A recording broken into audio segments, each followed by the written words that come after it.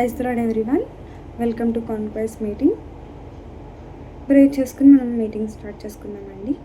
ప్రార్థించుకుందాం. స్తోత్రం స్తోత్రం స్తోత్రం స్తోత్రం స్తోత్రం మహాపరిశుద్ధ మహాగరులని బంగారు పాదాల వందనాలు.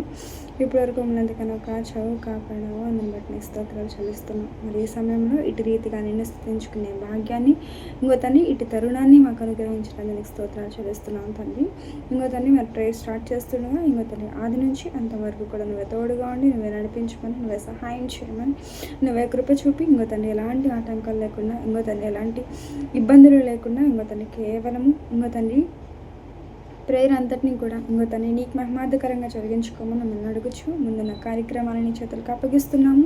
ఇంకోతండి నువ్వే సహాయం చేయి. ఇంకోతండి ప్రతి ఒక్కరితోనూ నువ్వు మాట్లాడమని, ఇంకోతండి ఈ వాక్యం అందరికీ ఆశీర్వాదకరంగా ఉండడానికి సహాయం చేయమని, ఇంకోతండి ఎవరి ద్వారా అయితే మాట్లాడబోచున్నావో ఇంకోతండి వాళ్ళ ద్వారా తను ప్రతి ఒక్కరితో నువ్వు మాట్లాడమని, నువ్వే సహాయం చేయమని, నువ్వే తోడుగా ఉండమని, నువ్వే కృప చూపమని, ఇంకోతండి నీదైన జ్ఞానంతో నింపి నడిపించమని మిమ్మల్ని అడుగుచు ఇంకోతండి ఎవరైతే ఈ వాక్యం వింటున్నారో వాళ్ళందరికీ ఆశీర్వాదకరంగా ఉండే ఇంకోతండి ఆ మాటను ఇంకోతండి ఆ జీవ వాక్యాన్ని మాకు అనుగ్రహించమని మిమ్మల్ని అడుగుచు. ఇదిగో తండ్రి మీరే మాతో మాట్లాడమని మిమ్మల్ని అడుగుచు. ఇంకోతండి ముందున్న కార్యక్రమాన్ని చేతులకు అప్పగిస్తూ యేసు పరిశుద్ధ నామమున అడిగి వేడుచున్నాం పరమ తండ్రి, ఆమేన్. మరి ఈ సమయంలో మన మధ్యలో ఉన్న బ్రదర్ మనకి వాక్య సందేశాన్ని అందిస్తారు. ప్రియమైన దేవుని బిడ్డలారా, ఈ యొక్క సాయంత్రకాల సమయంలో సజీవవాహిని కాంకరస్ పాల్గొన్న ప్రతి ఒక్క బిడ్డలకి ఈ జూమ్ ద్వారా మరి యూట్యూబ్ లైవ్ ద్వారా వీక్షిస్తున్న ప్రతి ఒక్కరికి ప్రభు పేరిట ప్రత్యేకమైన వందనాలను శుభాలను తెలియజేస్తున్నాను. నన్ను ప్రేమతో ఆహ్వానించిన కాంకరస్ టీం అందరికీ ప్రత్యేకమైన వందనాలు నేను తెలియజేస్తున్నాను. ఈ సాయంకాల సమయంలో దేవుడు మనకు అనుగ్రహించిన ఈ యొక్క సమయాన్ని బట్టి, ఈ అద్భుతమైన దినాన్ని బట్టి దేవుణ్ణి ఎంతగానో నేను స్తుతిస్తున్నాను, దేవుణ్ణి ఆరాధిస్తున్నాను. కలిసి ప్రార్థన చేసుకున్నా. మమ్మల్ని మికిలిగా ప్రేమిస్తున్న మా తండ్రి, నీ పరిశుద్ధమైన పాదాలకు వందనాలు స్తోత్రాలు చెల్లిస్తున్నాం ప్రభువా. సజీవవాహిని కాన్ఫరెన్స్ ఈ యొక్క కార్యక్రమంలో నాయన ఈ సాయంత్రకాల సమయంలో మీరు మాతో మాట్లాడండి, మీ స్వరాన్ని మాకు వినిపించండి. యవన కాలంలో ఉన్న మా యవన బిడ్డలందరినీ మీరు జ్ఞాపకం చేసుకోండి. వారి జీవితాల్లో నాయన దేవానికి వందనాలు నాయన. చింతను జ్ఞానముతో దేవా మేము ఎలా ఓవర్కమ్ చేయాలో ప్రభు మీరు మాకు నేర్పించమని మేము ప్రార్థన చేస్తున్నాం. దేవా మీ కృప చూపించండి, సహాయం చేత నింపండి. దేవ జూమ్ లో పాల్గొన్న ప్రతి ఒక్క బిడ్డలను బట్టి నీకు వందనాలు నాయన. దేవ ఇప్పటి జరిగిన ఈ ఆరాధన బట్టి నీకు స్తోత్రాలు చెల్లిస్తున్నాం ప్రభు. దేవానికి కృప చూపించండి. యూట్యూబ్ లైవ్ ద్వారా చూస్తున్న ప్రతి ఒక్క బిడ్డలు మీరు జ్ఞాపకం చేసుకోండి. దేవా మాతో నాతో మా అందరితో మీరు మాట్లాడి స్వరాన్ని వినిపించమని ప్రార్థిస్తూ యేసయ్య పరిశుద్ధమని వేడుకొని ప్రార్థన చేస్తున్నాం మా తండ్రి, ఆమేన్. ప్రియమైన దేవుని బిడ్డలారా, దేవుని యొక్క మాటల్ని మనం చూసుకున్నట్లయితే విజ్డమ్ ఓవర్ వరీ అంటే చింతను గురించి, అంటే జ్ఞానముతో చింతను అధిగమించడం ఎలా అనే విషయాన్ని మనం నేర్చుకుందాం. చాలా ఈ రోజుల్లో మనం చూసినట్లయితే ఒకరోజు ఒక టూరిస్ట్, అమెరికన్ టూరిస్టు ఆయన ప్రయాణమై వెళ్తూ చైనా దేశంలో ఆయన ప్రయాణం చేస్తూ ఆ దేశానికి వచ్చాడు. ఆ దేశంకి వచ్చిన తర్వాత బయట భీకరమైన వర్షము పడుతున్నప్పుడు ఆయన ఎటు వెళ్ళాలో తెలియక ఒక ఆశ్రమం లాంటిది ఉంటే దాని లోపలికి వెళ్ళాడంట. దాని లోపలికి వెళ్ళి డోర్ నాక్ చేస్తున్నప్పుడు దాని లోపల నుంచి వెళ్ళి వాళ్ళు డోర్ తెరిచి చూసినప్పుడు ఈయన విదేశీయుడు, అంటే బయట దేశం నుంచి వచ్చిన ఒక యాత్రికుడు, టూరిస్ట్ గా వాళ్ళకి కనిపించాడు. వారు చేసేది ఏం లేక వారు లోపలికి ఆహ్వానించారట. అది చూస్తే అంతా ఒక సన్యాస మఠం, ఒక మాంక్స్ ఉండే ఒక ఏరియా లాంటిది. దానిలోకి వెళ్ళిన తర్వాత వారు అతన్ని ప్రేమతో ఆహ్వానించి ఒక రూమ్ ను తనకి ఏర్పాటు చేశారు. ఆ రూమ్ లో తను ఉన్న తర్వాత బయట నుంచి పక్క రూమ్ నుంచి ఎవరో అరుస్తున్నట్టుగా శబ్దాలు వినిపించడం ప్రారంభించినప్పుడు ఆయన లేచి ఆ రాత్రికాల సమయంలో అలా నడుచుకుంటూ ఆ రూమ్లన్నీ వెతుక్కుంటూ చూసుకుంటూ ఈ శబ్దం ఎక్కడి నుంచి వస్తుంది, ఈ అరుపులు ఎక్కడి నుంచి వస్తున్నాయని వెతుక్కుంటూ చూసుకుంటూ వెళ్ళినప్పుడు ఆయనకు కనిపించింది ఒక వ్యక్తిని బంధించి కట్టివేసి ఒక చోట ఉంచినట్టుగా ఆయనకు కనిపించాయంట. అది చూసిన ఆ వ్యక్తి ఎవరైతే దానికి అధికారిగా ఉన్నాడో ఆయన పేరు జెరోమ్, ఆయన దగ్గరికి వెళ్ళి బ్రదర్ పక్కన ఒక రూమ్ లో ఒక వ్యక్తి ఉన్నారు, ఆయన్ని ఎందుకు బంధించి వేశారు అని అడిగాడంట. బ్రదర్, ఆ వ్యక్తి చాలా దుర్మార్గమైన వ్యక్తి. ఆ చోటుకి మీరు వెళ్ళకండి. అది మంచి విధానం కాదు. ఆయన మీకు కూడా ఏదైనా హాని, అపాయం తలపెట్టవచ్చు అని అంటే వెంటనే మరలా ఆయన రిటర్న్ అయ్యి వచ్చాడంట. ఆ తరువాత మరలా గట్టి గట్టిగా కేకలు, కాపాడండి, నన్ను విడిపించండి అని గట్టి గట్టిగా కేకలు వస్తున్నప్పుడు మరలా ప్రయాణమై తను ఆ రూమ్ దగ్గరికి వెళ్ళినప్పుడు ఆయన మాట్లాడుతున్నాడంట. ఆ రూమ్ లో ఉన్న వ్యక్తి బలహీనంగా, దీనంగా, ఇన్నోసెంట్ గా ఉండి, ఆయన అమాయకంగా ఉండి ఆ వ్యక్తి మాట్లాడుతున్నాడంట. ఏమని మాట్లాడుతున్నాడంటే, ఈ వ్యక్తి, ఈ జెరోమ్ అనే వ్యక్తి నన్ను బంధించి ఇక్కడ కట్టి పడేశాడు. నీకు కూడా అలాంటి అపాయం రావచ్చు, నీకు కూడా అలాంటి హాని రావచ్చు. కాబట్టి ఇక నుంచి నన్ను విడిపిస్తే మన ఇద్దరం కలిసి బయటికి పారిపోదాము. నన్ను విడిపించు, నీవు కూడా ఆ రీతిగా నన్ను బయటికి వచ్చేసి అని చెప్పిండంట. వెంటనే తను చేసేది ఏం లేక, తన బాధను, తన వేదనను, తన దుఃఖాన్ని చూడలేక ఆయన కూడా ఆ వ్యక్తిని, బంధింపబడ్డ ఆ వ్యక్తిని విడిపించి బయటికి తీసుకురాగలిగాడంట. మన దేవుని బిడ్డలారా, ఆయన బయటికి వచ్చిన తర్వాత ఒక రాక్షసుని లాంటి ఒక రూపాన్ని ప్రదర్శించి అక్కడి నుంచి వెళ్ళి మాయమైపోయాడంట. వెంటనే ఆయన భయంతో, ఆందోళనతో ఆ టూరిస్టు ఆ యొక్క జెరోమ్ గారి దగ్గరికి వెళ్ళి అడిగారంట. ఆయన ఆయన విడిపించాను నేను. ఆయన అమాయకంగా ఉన్నాడు. ఆయన విడిపించాను అన్నప్పుడు ఆయన చెప్పాడంట, నువ్వు విడిపించింది మనిషిని కాదు, ఆయన్ని సాతాను విడిపించావు. మేము ఆయన్ని ఆ ఒక బంధకాల్లో, ఒక బందీగా ఆయన్ని బంధించినప్పుడు, సాతాను ఆ బంధకాల్లో ఉన్నప్పుడు నువ్వు ఆయన విడిపించావు. ఇప్పుడు ఆయన చేసే ఆ యొక్క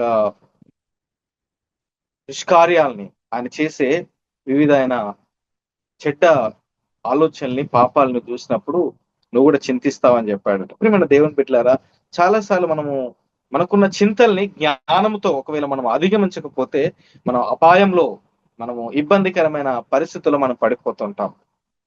దేవుని యొక్క వాక్యాన్ని మనం గమనించినట్లయితే యెహోషువ గ్రంథము 1వ అధ్యాయము 6వ వచనంలో, నిన్ను విడువను, నిన్ను ఎడబాయను, నిబ్బరము కలిగి ధైర్యంగా ఉండును, వారికిచ్చిదనని నేను వారి పితరులతో ప్రమాణం చేసిన ఈ దేశము నిశ్చయముగా నీవు ఈ ప్రజలను స్వాధీనం చేయతవు. అయితే నీవు నిబ్బరం కలిగి జాగ్రత్త పడి బహుధైర్యంగా ఉండి నా సేవకుడైన మోషే నీకు ఆజ్ఞాపించిన ధర్మశాస్త్రం అంతటి చొప్పును నీవు చేయవలను. నీవు నడుచు ప్రతి మార్గము నా చక్కగా ప్రవర్తించినట్లు నీవు దాని నుండి కుడికి గాని ఎడమకు గాని తొలగుము. ఏమంటే దేవుని బిడ్డలారా, దేవుని యొక్క వాక్యాన్ని మనము గమనించినట్లయితే ఇక్కడ ఇశ్రాయేలు ప్రజలకు దేవుడు ఒక వాగ్దానం చేశాడు. నేను ఒక పాలు తేనెలు ప్రవహించే కానాను దేశానికి మిమ్మల్ని పంపిస్తారని దేవుడు ఒక వాగ్దానం చేశాడు. ప్రతి ఒక్కరి జీవితంలో దేవుడు ఒక వాగ్దానం ఇస్తాడు. ఒక పనిని దేవుడు మనకు అప్పగిస్తున్నాడంటే దేవుడు ఖచ్చితంగా ఒక వాగ్దానాన్ని కూడా మనకు అనుగ్రహిస్తాడు. ఇక్కడ మనం చూసినట్లయితే మోషేకి ఇశ్రాయేలు ప్రజల్ని నడిపించే ఒక బాధ్యతను, ఒక నాయకత్వాన్ని దేవుడు అప్పగించాడు. వారిని కానాను నడిపించడానికి దేవుడు తనకు ఒక బాధ్యతను అప్పగించినప్పుడు ఆయన ఎలా నడిపించాలో ఒక డైరెక్షన్, ఒక గైడెన్స్ ని దేవుడు ఆయనకి ఇచ్చాడు. ప్రతి యవన బిడ్డల జీవితంలో దేవుడు మనం ఒక మార్గంలో మనం నడవాలి అని అనుకున్నప్పుడు మనము దేవుణ్ణి అడిగినట్లయితే, ఒకవేళ దేవుని దగ్గర మనము విజ్ఞాపన చేసినట్లయితే, దావీదు దేవుని యొద్ద విచారణ చేసేవాడు. 2వ సమూయేలు గ్రంథాన్ని మనం ఒకసారి పరిశీలన చేసినట్లయితే, సమూయేలు 2వ గ్రంథము సమూయేలు 2వ గ్రంథము 2వ అధ్యాయము 2వ వచనాన్ని మనం చూసినట్లయితే, ఇది జరిగిన తరువాత యూదా పట్టణంలోనికి నేను పోదునా అని దావీదు యెహోవా యొద్ద విచారణ చేయగా పోవచ్చునని యెహోవా అతనికి సెలవిచ్చెను. దావీదు దేవుణ్ణి అడుగుతున్నాడు, ప్రభా, నేను ఆ యూదా పట్టణంలోనికి వెళ్ళదనా? ప్రజలందరూ నన్ను రాజు కావాలని కోరుకుంటున్నారు. నేను రాజు కావాలంటే మరి వాళ్ళు నన్ను యూదా పట్టణంలోనికి పిలుస్తున్నారు, నేను పోవాలా వద్దా అని దేవుని యొద్ద విచారణ చేసే ఒక అనుభవాన్ని కలిగి ఉన్నాడు. మన జీవితంలో ఏ పని చేయాలన్నా, ఏ ఉద్యోగం చేయాలన్నా, ఏ పరిచర్య చేయాలన్నా, మనము ఏ పని చేయాలన్నా, ఏ ప్రయాణం చేయాలన్నా మనము దేవుణ్ణి అడిగి తెలుసుకునే ఒక విచారణ చేసే అనుభవంలో ఉండాలి. దేవుడు పొమ్మన్న వెంటనే దావీదు మరొక క్వశ్చన్ ఇస్తున్నాడు. నేను పోతున్నా అంటే కింద యెహోవా పోవచ్చునని అతనికి సెలవిచ్చాను. నేను పోవలసిన స్థలం ఏదని దావీదు దేవునికి మరలా మనవి చేస్తున్నాడు. వెంటనే నువ్వు పోవచ్చుగానే పొలోమని ఆయన పరిగెత్తుకొని యూదా పట్టణంలోకి వెళ్ళలేదు.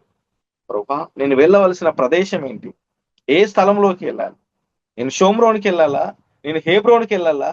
లేకపోతే నేను షిలోమ్కి వెళ్ళాలా? ఎక్కడికి వెళ్ళాలి ప్రభు అని దేవుని యొద్ద విచారణ చేసి అడిగినప్పుడు మరలా దేవుడు చెప్పిన మాట ఏంటంటే, నువ్వు హేబ్రోన్కి వెళ్ళమని దేవుడు చెప్తున్నాడు. ప్రియమైన దేవుని బిడ్డలారా, దేవుడు వాక్యంలో మనం చూసినట్లయితే కీర్తన గ్రంథంలో 32:8 చెప్తాడు, నేను నీకు బోధించదను, నీవు వెళ్ళవలసిన మార్గము నీకు ఉపదేశించదను, నేను నీకు ఉపదేశిస్తాను, నువ్వు వెళ్ళే ప్రతి మార్గాన్ని నీకు బోధిస్తాను, నీవు నడవలసిన ప్రతి దాని మీద నేను దృష్టి ఉంచి నేను నడిపిస్తానని దేవుడు మనకు వాగ్దానం ఇస్తున్నాడు. ప్రతి ఒక్కరము మనము మన చింతల్ని మనము ఓవర్కమ్ చేయాలంటే జ్ఞానము, దైవ జ్ఞానముతో, దేవుడిచ్చే జ్ఞానముతో మనము మన చింతలన్నిటిని మనం ఓవర్కమ్ చేస్తూ ఉండాలి. నీ పూర్ణ హృదయముతో యెహోవాను నమ్ముకొనుము, నీ స్వబుద్ధిని ఆధారం చేసుకొనకుము అంటాడు దేవుని యొక్క వాక్యం. సామెతల గ్రంథంలో 3:5 దేవుని యొక్క వాక్యం. అంటే మన జీవితంలో మన పూర్ణ హృదయంలో దేవుణ్ణి మనము హృదయంలో ఉంచుకొని మన సొంత బుద్ధిని, దావీదుకు చాలా అవకాశాలు ఉన్నాయి. దావీదు రాజు కావాలంటే ఆయనకి సమూయేలు అభిషేకించాడు దావీదుని. ఆ తర్వాత మనం చూసినట్లయితే దావీదుకి యుద్ధంలో నైపుణ్యత తెలుసు, గొల్యాతును ఓడించాడు.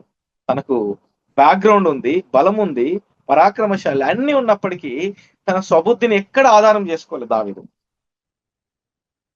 దేవుని యొక్క హృదయాన్ని కలిగి, దేవుని యొక్క మనసును కలిగి, దేవుణ్ణి నమ్ముకొని దావీదు ప్రయాణం చేశారు. ఇక్కడ మనం చూసినట్లయితే ఇశ్రాయేల్ ప్రజలు నడిపించే మోషే చనిపోయాడు. ఆ తరువాత అప్పుడు మోషే ఉన్నప్పుడు ఆయన కింద అసిస్టెంట్ గా యెహోషువ ఉండేవాడు.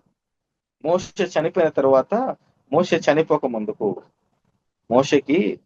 మోషే యెహోషువ కొంత ట్రైనింగ్, కొంత తరఫీదు ఇచ్చి ఆయన నడిపించడానికి ప్రణాళిక చేశాడు. మన దేవుని బిడ్డలారా, యవన కాలంలో మన జీవితంలో శిక్షణ చాలా అవసరం. ఒకవేళ నీ జీవితంలో శిక్షణ లేకపోతే, నీ జీవితంలో పరీక్షలు వచ్చినప్పుడు నువ్వు శిక్షింపబడతావు, నువ్వు శిక్షలో పడిపోతావు. నీకు ఒక తర్ఫీదు అనేది చాలా అవసరం మన జీవితంలో. ఒక ట్రైనింగ్ నీ జీవితంలో ఉన్నప్పుడే నువ్వు ట్రాన్స్ఫర్మేషన్ లైఫ్ లోకి వెళ్ళగలుగుతావు. ఒకవేళ నీ జీవితంలో అలాంటి ట్రైనింగ్ లేనట్లయితే, దేవుని యొద్ద మోకరించి విచారణ చేసే అనుభవంలో నువ్వు లేనట్లయితే, దేవుడు మోషే చనిపోయిన తర్వాత యెహోషువకు ఆ బాధ్యత ఇచ్చాడు. ఇశ్రాయేలు ప్రజల్ని, ఆ 25 లక్షల 30 లక్షల మంది, ఆ వారిని నడిపించే బాధ్యత యెహోషువకు ఇచ్చాడు. అప్పుడు చెప్తున్నాడు, యెహోషువ నువ్వు భయపడకము, నువ్వు భయపడకము, జడియకము, నిన్ను విడువను, నేను ఎడబాయను, నిబ్బరం కలిగి ధైర్యంగా ఉండుము, నీ ప్రజలు స్వాధీనపరచుకో, ఆ దేశాన్ని నడిపిస్తాను. మన దేవుని బిడ్డ, మన జీవితంలో దేవుడు మనకు బాధ్యతలు ఇస్తాడు. దేవుడు మన జీవితంలో కొన్ని ప్రణాళికలు మనకు అనుగ్రహిస్తాడు. దేవుడు మనకు అన్ని ఇస్తాడు. కానీ మన జీవితంలో మనం ఏం కలిగి ఉండాలంటే, దేవుడు మనకు సామర్థ్యాన్ని ఇస్తాడు, కానీ మన జీవితంలో మనం ఏం కలిగి ఉండాలంటే సంసిద్ధత కలిగి ఉండాలి. దేవా, నేను పని చేయడానికి నీ సిద్ధంగా ఉన్నానని ఎప్పుడైతే నీ జీవితంలో నువ్వు సిద్ధపడి ఉంటావో, ఇస్తాడు దేవుడు, నీకు సామర్థ్యాన్ని దేవుడు అనుగ్రహిస్తాడు. కానీ మన జీవితంలో సంసిద్ధత కలిగి ఉన్నట్లయితే దేవుడు మనల్ని నడిపించే బాధ్యత ఇస్తాడు. చాలాసార్లు మనకు ఈ చింత ఎక్కడి నుంచి వస్తుందంటే, కొంతమందికి వారికి ఉన్న కష్టాలని, వారికి ఉన్న బాధల్ని బట్టి కొన్నిసార్లు చింతిస్తూ ఉంటారు. కొంతమంది జీవితంలో వారికి చింత పాపం వల్ల వస్తుంది. నేను ఆ పాపం చేశాను కాబట్టి నేను ఆ మార్గంలో నడవలేనేమో, అది నేను చేయలేనేమో, అది సాధించలేనేమో. చాలాసార్లు మన యవ్వన కాలంలో ఉన్న ప్రతి ఒక్కరి జీవితంలో మన చింత ఎక్కడి నుంచి వస్తుందంటే, నా తప్పిదంలో, ఆ పాపంలో పడిపోయాను కాబట్టి దేవుడు నన్ను ఈ మార్గంలో నడిపించినప్పుడు, లేకపోతే ఉద్యోగంలో నేను సక్సెస్ సాధించలేను, నా జీవితంలో ఈ యొక్క ప్రయాణంలో నేను సరిగా వెళ్ళలేనేమో, ఈ విద్యను నేను సరిగా పూర్తి చేయలేనేమే ఒక చింత, ఒక వరి మనకు ప్రారంభం అవుతుంది. కొంతమంది జీవితంలో వారికి ఉన్న కష్టాలని, శ్రమలను బట్టి ఆ చింతలు వస్తుంటాయి. మన బైబిల్ గ్రంథంలో చూసినట్లయితే అవ్వ ఆదములు మొదటి మానవులుగా వారు సృజింపబడ్డారు. దేవుని యొక్క అందమైన ఏదైనా తోటలో వారు ఉన్నారు. దాని నుంచి వారు పాపం చేసిన తర్వాత, బయటికి వెళ్ళిన తర్వాత హవ్వ తన జీవితంలో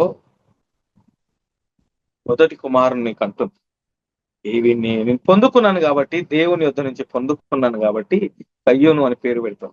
సంపాదించుకున్న ఒక మనుషుణ్ణి నేను సంపాదించుకున్నాను కాబట్టి కయ్యోను అని పేరు పెడతాం. తర్వాత ఏబేలు రెండవ కుమారునిగా వారికి జన్మిస్తాడు. కొద్ది కాలమైన తర్వాత కయ్యోను వ్యవసాయకునిగా, హేబేలు గొర్రెల కాపనిగా ఉంటారు. వారు దేవుని యొద్దకు అర్పణ తెచ్చినప్పుడు, ఇదంతా మనకు తెలిసిన వాక్యమే కాబట్టి నేను షార్ట్ కట్లు చెప్తాను. దేవుని యొద్దకు వారు కష్టపడిన అర్పణ వారు తీసుకొచ్చినప్పుడు దేవుడు ఏబేలు యొక్క అర్పణను అంగీకరించలేదు, కయ్యోను యొక్క అర్పణను అంగీకరించారు. అక్కడ మనం చూసినట్లయితే దేవుడు హేబేలు అర్పణను అంగీకరించినట్టు కాదు గాని హేబేలు యొక్క హృదయాన్ని ఆయన అంగీకరించలేదు. ఎందుకంటే తన హృదయంలో పాప స్వభావాన్ని తాను పెట్టుకున్నాడు కాబట్టి దేవుడు ఆ యొక్క స్వభావాన్ని ఇష్టపడలేదు. జీవితంలో చాలాసార్లు పాప స్వభావాన్ని లోపల పెట్టుకొని మనం ఎంత బయట చేసినా చాలాసార్లు మన జీవితంలో అది దేవునికి ఇష్టమైన మనసు కాదు. మన జీవితంలో దానంతటిని తొలగించుకొని మన హృదయంలో ఉన్న ప్రతి పాపాన్ని మనము శుభ్రం చేసుకొని, శుద్ధి చేసుకొని, దాన్ని క్లీన్ చేసుకొని ఎప్పుడైతే దేవుని దగ్గరికి మనం వస్తామో మనము జ్ఞానముతో ప్రతి చింతను మనము అధిగమించగలుగుతాం. ప్రియమైన దేవుని బిడ్డలారా, మన జీవితంలో మనం అలా చేయగలుగుతున్నాం సార్, జ్ఞాపకం చేసుకోవాలి. ఈ కాలంలో చాలా మంది భవిష్యత్తు గురించి వాళ్ళు చింతిస్తుంటారు, ఆరోగ్యం గురించి చింతిస్తుంటారు, ఉద్యోగం గురించి చింతిస్తుంటారు, ఆర్థిక పరిస్థితుల గురించి వారు చింతిస్తుంటారు. కానీ దేవుడు మనలో చింతను గాక జ్ఞానంతో జీవించమని దేవుడు పిలుస్తున్నాడు. మన దేవుని బిడ్డలారా, చింత ఏం చేస్తుందంటే మన సమస్యను పెంచుతుంది. చింత మన సమస్యను పెంచుతుంది. అందుకే దేవుని యొక్క వాక్యంలో మనం మత్తయి సువార్త 6:27 మీలో ఎవడు చింతించడం వలన తన ఎత్తును ఒక మూరను ఆయనను పెంచుకోగలడా అని యొక్క దేవుని యొక్క వాక్యం మనకు చూస్తుంది. మన దేవుని పెట్టారా, చింత అనేది శాశ్వత పరిష్కారం కాదు. చింత పరిష్కారాన్ని మనకి ఇవ్వదు. చింత మనకు ఆలోచన శక్తిని తగ్గిస్తుంది, మన బలాన్ని తగ్గిస్తుంది.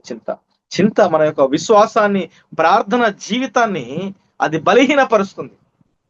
మన దేవుని బిడ్డలారా, చింతించేవారు చాలాసార్లు ఒక వ్యక్తి తను ఏం చేశాడంటే తన ఊహల లోకంలో ఈ ప్రపంచాన్ని చూడాలనుకొని, ఆ ప్రపంచమంతా విహరించాలనుకొని ఆలోచన చేసి ఆయన ఏం చేశాడంటే ఒక ఊయల మీద కూర్చొని ఆయన ఈ ప్రపంచాన్ని అంతా నేను చూడాలనుకొని ఆ ఊయల మీద కూర్చొని ఆయన ఊగుతూ ఉన్నాడంట.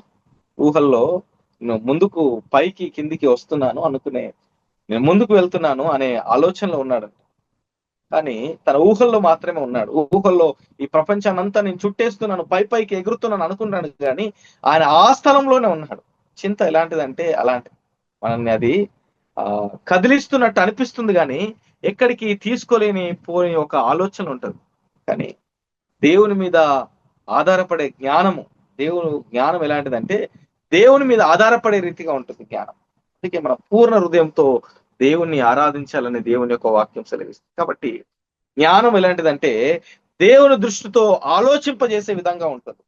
చింత ఎలాంటిదంటే మనల్ని బలహీనపరిచి, మన బలహీనతల పైన మనము దృష్టి పెట్టి, అయ్యో నేను ఈ బలహీనతలో ఉన్నాను కదా, నేను ఏది సాధించలేను, ఇది నా వల్ల కాదు, నేను చేయలేను, నా కుటుంబం ఇలాంటి పరిస్థితి ఉంది, నాకు సామర్థ్యం, నాకు అలాంటి స్కిల్స్ లేవు, మన యొక్క బలహీనతల మీద, మన యొక్క అసమర్థత మీద మనం ఆలోచన చేయడానికి చింత కారణమవుతుంది. కానీ జ్ఞానం ఎలాంటిదంటే దేవుడి మీద దృష్టి ఉంచి, దేవుడి మీద మనము ప్రతి భారాన్ని వేసి, దేవుడు మాత్రము చూసుకుంటాడు, దేవుని వల్ల సమస్తము సాధ్యమే అనే విశ్వాసంలోకి మనల్ని నడిపిస్తుంది. మనం చూసినట్లయితే చాలా విషయాలు మనం చూడొచ్చు. రెండవది ఏంటంటే జ్ఞానము ప్రార్థన జీవితంలోకి నడిపిస్తుంది. దేవుని యొక్క దైవ జ్ఞానం పొందుకున్న యవన బిడ్డల జీవితంలో ఏం కనిపిస్తుందంటే ప్రార్థన జీవితంలో దేని గురించి మనం చింతించకుండా ప్రతి విషయంలో దేవునికి ప్రార్థన చేత, విజ్ఞాపన చేత మనం దేవుణ్ణి స్తుతించే ఆ జీవితంలోకి చేస్తుంది. కాబట్టి చింతిస్తే మన లోపల భయం పెరుగుతుంది. చాలాసార్లు భవిష్యత్తును గురించిన, ఫ్యూచర్ గురించిన, ఉద్యోగం గురించిన ఫ్యామిలీని గురించిన చింత మన లోపల ఉంటుంది. ఆ చింత ఏం చేస్తుందంటే మన లోపల భయాన్ని పెంచుతుంది. చాలా మంది ఈ రోజుల్లో సూసైడ్ చేసుకోవడానికి కారణం ఏంటంటే వారి లోపల వరి, చింత. బైబిల్లో మనము హీబ్రూ బైబిల్లో చూసినట్టే కాటా అంటారు కదా. కాటా, చింత అనే పదానికి అర్థం ఏంటంటే కాటా అంటే వారి యొక్క జీవితంలో వరీస్. చాలాసార్లు మనం చూసినట్లయితే చాలా మంది జీవితంలో ఈ యొక్క డిప్రెషన్ లోకి వెళ్ళిపోయి మానసిక ఆ యొక్క సైకాలజిస్ట్ ను కలిసి చాలా మంది మెడిసిన్ వేసుకుంటారు. ఏంటంటే వారి లోపల ఉన్న ఆ యొక్క డిప్రెషన్ కి వారు చాలా మంది సూసైడ్ చేసుకుంటుంటారు. ఎందుకు సూసైడ్ చేసుకున్నారంటే జీవితం మీద విరక్తి పుట్టి. చాలా మంది జీవితంలో ఈ రోజుల్లో మనం చూసినట్లయితే జీవితం మీద విరక్తి చెంది వారి యొక్క జీవితాన్ని పాడు చేసుకున్న వారు అనేకులు మనకు కనిపిస్తున్నారు ఈ రోజు. చాలా మంది సినీ ఇండస్ట్రీలో ఉన్న సెలబ్రిటీని మనం చూస్తుంటాం. సినిమా ఫీల్డ్ లో ఉన్న సెలబ్రిటీని చూస్తాము. వారంతా ఆ యొక్క స్క్రీన్ పైన వారంతా సంతోషంగా, ఆనందంగా నటించి వారి ఫ్యాషనిక్ గా వారి జీవితాన్ని మనం చూసినట్లయితే వారు చాలా ఫ్యాషనిక్ గా, స్టైలిష్ గా వారు జీవిస్తున్నట్టుగా, లగ్జరీగా వారు బ్రతుకుతున్నట్టుగా అనిపిస్తుంటారు. కానీ చాలా మంది ఇంటర్వ్యూస్ మనం చూసినట్లయితే వారు డిప్రెషన్ లోకి వెళ్ళిపోయిన సందర్భాలు, వారు దుఃఖపడిన సందర్భాలను కూడా మనం చూస్తుంటాం. చాలా మంది ఆ యొక్క సినిమా ఫీల్డ్ లో చనిపోయిన వారు ఉన్నారు. ధనవంతుల లిస్ట్ లో ఉన్న వారు కూడా వారు ఆ యొక్క ధనాన్ని వారు చనిపోయిన వారు చాలా మంది ఉన్నారు. చింత మన లోపల భయాన్ని పెంచుతుంది, అని ప్రార్థన మన జీవితంలో విశ్వాసాన్ని పెంచుతుంది. అందుకే దావీదు జీవితంలో ఏం చేశాడంటే ప్రార్థన చేశాడు. దానియేలు తన జీవితంలో తన్ని సింహాల బోన్లో వేసినప్పటికీ తను చింతపడలేదు, భయపడలేదు. దానియేలు ఏం చేసిందంటే దేవుని సన్నిధానంలో ప్రార్థన చేశాడు. నీ జీవితము ఏమన్నా సహోదరుడా, సహోదరి, నేను చెప్పే విషయం ఏంటంటే నీ జీవితంలో దానియేలు వలె కష్ట సమయంలో, అలాంటి ఆపత్కాల సమయంలో, అలాంటి ఇబ్బందికరమైన పరిస్థితిలో నువ్వు ప్రార్థన చేసినట్లయితే దేవుడు నిన్ను దాని నుండి తప్పిస్తూ ఉంటాడు. 4వ విషయాన్ని మనం చూసినట్లయితే దేవుని జ్ఞానము మన జీవితంలో పీస్ఫుల్నెస్ ఇస్తుంది, శాంతి సమాధానాన్ని ఇస్తుంది. జీవితంలో చింత మన భయాన్ని, ఆందోళనని, దుఃఖాన్ని, టెన్షన్ని, యాంగ్జైటీని, డిప్రెషన్ని మనకు కలిగిస్తే జ్ఞానం ఏం చేస్తుందంటే దేవుని యొక్క జ్ఞానం మన జీవితంలో పీస్ఫుల్నెస్, సమాధానాన్ని దేవుడు మనకు అనుగ్రహిస్తాడు. అందుకే సమస్త జ్ఞానంకి మించిన దేవుని యొక్క సమాధానము మీ హృదయాలను, మీ జీవితాలను కాపాడనని ఫిలిప్పీయులకు రాసిన పత్రిక 7వ అధ్యాయం 4వ అధ్యాయం 7వ వచనంలో దేవుని యొక్క వాక్యం మనకు సెలవిస్తుంది. కాబట్టి ప్రపంచంలో సమస్యలను తొలగించి దేవుని యొక్క శాంతి జ్ఞానం మోస్తుంది మన జీవితం. దైవ జ్ఞానము మనకు శాంతిని అనుగ్రహిస్తుంది. దేవుడు సమస్యల మధ్య మనకు శాంతిని అనుగ్రహిస్తాడు. కాబట్టి మనం చూసినట్లయితే మన దైవ జ్ఞానం ఏం చేస్తుందంటే జ్ఞానము రాజుల ముందు మనం నిలబెట్టు. మన దేవుని బిడ్డలారా, సామెతల గ్రంథం 22:29లో ఉంటది, తన పని అందు నిపుణత గలవాడు వాడు రాజుల ఎదుట దేవుడు నిలబెడతాడండి. మన జీవితంలో మనం ఏ పని చేస్తున్నామో దాని మీద మంచి ఆలోచన. ఎవరో చూస్తున్నారు, లేకపోతే నాకున్న హెచ్ఓడి చూస్తారేమో, లేకపోతే హెచ్ఆర్ చూస్తారేమో, బాస్ చూస్తారేమో, వీళ్ళు చూస్తారేమో, వాళ్ళు చూస్తారేమో. దేవుని బిడ్డలారా, ఎవరో మనల్ని చూస్తారని మనం పని చేయడం కాదు. కానీ మన పనిలో ఒక స్కిల్ఫుల్నెస్ మనం సాధించినప్పుడు, మన పనిలో ఒకలాంటి మనము ఒక స్కిల్స్ మనము పొందుకున్నప్పుడు మన దేవుని బిడ్డలారా రాజుల ఎదుట, అధికారుల ఎదుట మనం నిలబెట్టే రీతిగా ఆ యొక్క పని ఉంటుంది. కాబట్టి మన జీవితంలో చూసినట్లయితే చాలా మంది భక్తులు మన జీవితంలో చూడొచ్చు. యోసేపు ఎరుగని దేశానికి వెళ్ళాడు. తన చుట్టూ తన తల్లిదండ్రులు లేరు, తన అన్నదమ్ములు లేరు, నా అనుకునే వారు ఎవరు లేరు, భాష తెలియదు, దేశం కాదు. ఇక్కడ తను ప్రార్థన జీవితం, తన లోపల అనేకమైన బాధ, చింత, ఆవేదన, దుఃఖం ఎన్నో ఉన్నాయి తన లోపల. కానీ దైవిక జ్ఞానంతో ఆలోచించి చింత తన కృంగదీస్తుంది. ఒకవేళ యోసేపు అనుకుని ఉండవచ్చు, అయ్యో నేను దేవుడు నాకు ఒక దర్శనం ఇచ్చాడు, ఒక కళనిచ్చాడు, ఒక విజన్ ఇచ్చాడు, నేను ఆకాశం పైన ఉన్న నన్ను హెచ్చిస్తాడు దేవుడు, అందరు నాకు గౌరవించి నమస్కరిస్తారు అనుకుంటే నేను గొయ్యిలో పడిపోయానని ఆయన జీవితంలో చింతించాడు. అని ఆ చింతను అధిగమించేటట్టుగా దేవుడు దేవునికి ప్రార్థన చేస్తే అతనికి తోడైనను గనక దేవుడు తనని ఆశీర్వదించాడు. ప్రతి పనిలో ఆయన ఆశీర్వదించాడు. ప్రియమైన దేవుని బిడ్డలారా, మనం పొందుకోవట్లేదని చింతపడడం కాదు, కానీ దేవుడా నాకు అది ఇవ్వమని దేవుని ఎదుట మనము దేవుని బిడ్డలారా విశ్వాసంతో ప్రార్థన చేయాలి. మీరు అడుగు వాటి కంచెను, ఊహించు వాటి కంచెను దేవుడు అత్యధికంగా చేయగల శక్తివంతమైన సామర్థ్యమైన గల దేవుని మనం పొందుకుని ఉన్నాం. అలాంటి దేవుణ్ణి మనము కలిగి జీవిస్తున్నాం. నన్ను అడుగుము, జనములు నీకు స్వాస్థ్యంగా ఇస్తా అన్నాడు. నాకు మొరపెట్టుము, నీకు తెలియని గూఢమైన మర్మాలని సంగతి నేను తెలియజేస్తా అన్నాడు. మన దేవుని యోసేపు ఫరో ఎదుట నిలబడడానికి కారణం ఏంటంటే, అయ్యో ఆ కళ నేను చెప్పగలనని చింతించలేదు ఆయన. దేవుని యొక్క జ్ఞానము చేత ఆ జ్ఞానం పొందుకొని, నేను కాదు నా దేవుని వలన ఇది సాధ్యమని అని చెప్పగలిగి. దానియేలు పరిస్థితి కూడా నెబుకద్నెజరు తనకు వచ్చిన కళను దాని యొక్క భావాన్ని ఎలా చెప్పగలిగాడంటే, మన దేవుని బిడ్డలారా దేవుని యొక్క జ్ఞానం వల్ల అని చెప్పాను. బెసలేలు అనే వ్యక్తి కూడా తన యొక్క పనిలో నిపుణత, దేవుని పనిలో నిపుణత కలిగిన వాడు గనక ఆ యొక్క మందిర పనంతటిని ఆయన చేయగలిగాడు. మోసే ఫరో ఎదుట ఎలా నిలబడంటే దేవుని యొక్క జ్ఞానం నిలబడి, అయ్యో ఇశ్రాయేలు ప్రజల్ని రక్షించగలనా, నా వల్ల అవుతుందా, నేను ఫరో ఎదుట నిలవగలనా, అంతటి జ్ఞానం ఉన్నది అనుకోలేదు ఆయన. దేవుని యొక్క జ్ఞానంతో ఆయన తన చింతలన్నిటినీ ఆయన జయించగలిగాడని మనం చూడగలుగుతాం. ప్రియమైన దేవుని బిడ్డలారా, చింత మన లోపల ప్రశ్నల్ని, టెన్షన్ని, ఆందోళనల్ని మనం పెంచుతుంది. కానీ దేవుని యొక్క జ్ఞానము మనకు సమాధానం ఇస్తుందని దేవుని యొక్క వాక్యం సెలవిస్తుంది. కాబట్టి మన జీవితంలో దేవుడు ప్రయాసపడి భారం మోయించిన సమస్త జనులారా అంటే దాంట్లో యవనస్తులం కూడా ఉంది. అలాంటి మీలాంటి ప్రతి ఒక్క యూత్, ప్రతి ఒక్కరు దేవుడు పిలుస్తుంది. తర్వాత మనం అనుకుంటాము, నాకు అది తెలుసు, ఇది తెలుసు, మనము బైబుల్ కంటే ఎక్కువ తెలుసు, దేవుని కంటే నాకు ఎక్కువ తెలుసు అనుకుంటాం చాలాసార్లు. ప్రయాసపడి భారం మోసిన సమస్త జనులారా మీరు నా యొద్దకు రండి, నేను దీన మనసు గలవాడిని, సాత్వికుని, మీరు నా యొద్ద నేర్చుకుని అంటాడు. దేవుని యొద్ద మనం నేర్చుకున్నప్పుడు అనేకమైన జ్ఞానం మనకు వస్తుంది. సమస్త చింతకు ఆయన మీద మనం వేసినప్పుడు ఆయన మనల్ని గురించి చింతిస్తున్నాడని పేతురు భక్తులు మనకు దేవుని యొక్క వాక్యం చేస్తారు. కాబట్టి చింత మనల్ని బంధిస్తుంది, కానీ దేవుని యొక్క జ్ఞానం మనల్ని నడిపిస్తుంది. మన జీవితంలో చింత కంటే జ్ఞానం చాలా ఇంపార్టెంట్. చింత సమస్యని పెంచుతుంది, కానీ దేవుని మీద నమ్మకాన్ని ఒకవేళ మనం కలిగి ఉంటే అది జ్ఞానం.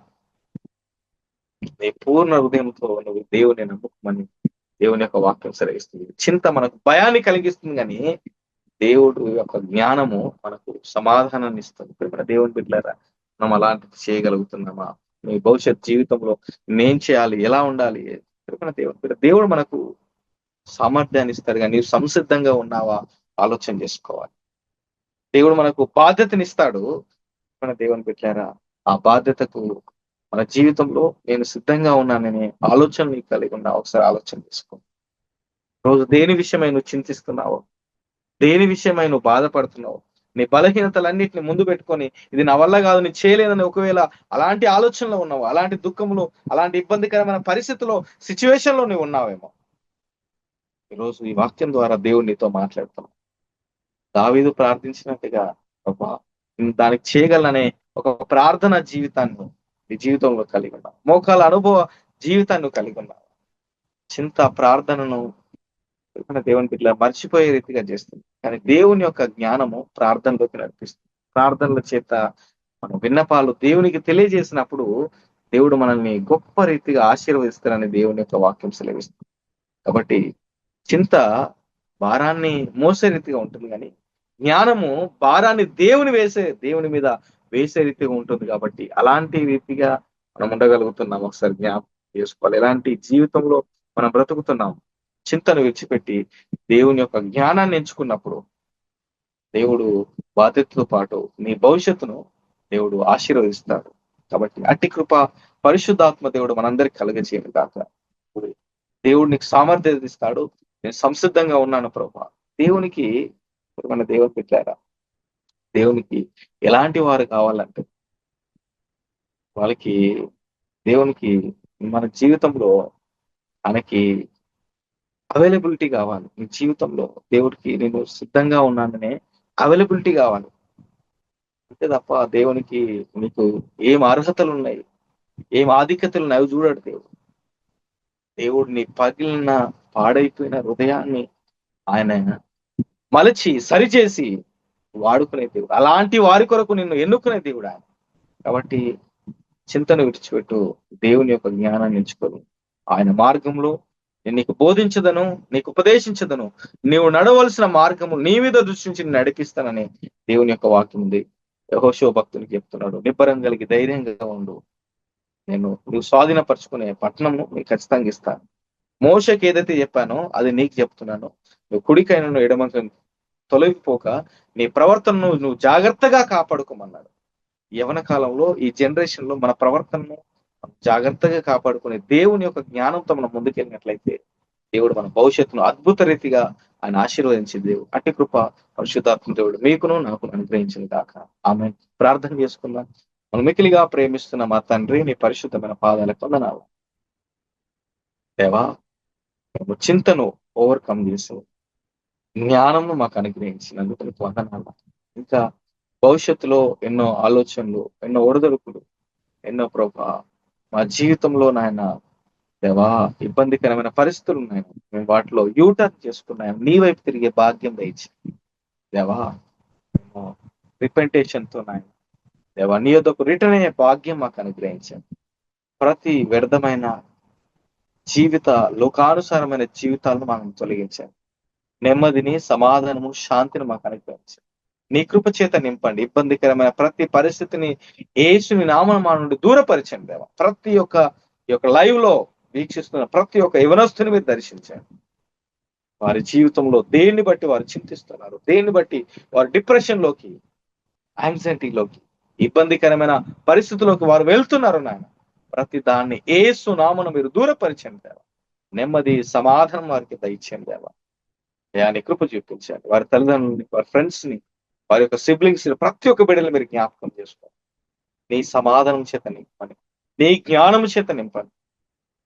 నీకు వందనాలు. నీ పరలోక సంబంధమైన జ్ఞానం చేత నింపి బలపరిచి నీ కృప చూపించి మనం ప్రార్థిస్తూ, సజీవ వాహిని మినిస్ట్రీని వారు చేస్తున్న ప్రతి ఒక్క పరిచయం అన్నింటినీ మీరు ఆశీర్వాదకరంగా, దీవెనకరంగా మీరు మార్చి కాంక్రీట్ టీం అంతటి మీరు దీవించి బలపరిచి మనం ప్రార్థిస్తూ, నిశ్చితమైతే నీ రాకడాల్సి మేమందరం మరలా ఈ రీతిని కలుసుకొని సంతోషించి ఆనందించే పర్యంత వరకు నీ కృప చూపించి యేసయ్య నామమున అడిగి ప్రార్థన చేస్తున్నాం మా తండ్రి, ఆమేన్.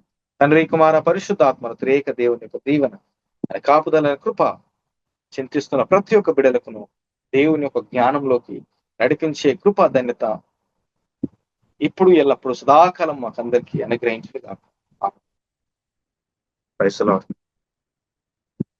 God bless you.